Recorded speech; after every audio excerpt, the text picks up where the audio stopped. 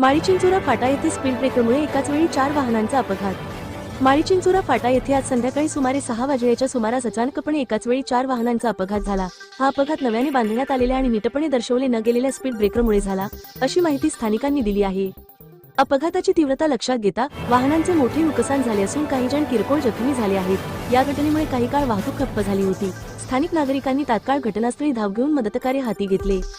अपघातानंतर परिसरात गोंधळाचे वातावरण निर्माण झाले होते. पोलिसांनी घटनास्थळी पोहोचून वाहतूक सुरळीत केली असून अपघाताच्या कारणांची चौकशी सुरू आहे. स्पीड ब्रेकर, पट्टे वा इशारे नसल्यामुळे या ठिकाणी अपघात घडला. प्रशासनाने याकडे वेळेवर लक्ष दिले असते तर ही दुर्घटना टाळता आली असती, असा आरोप स्थानिकांनी केला आहे. त्यांनी तत्काळ स्पीड ब्रेकर व्यवस्थित चिन्हांकित करावा आणि सुरक्षेच्या उपाययोजना कराव्यात, अशी मागणी केली आहे.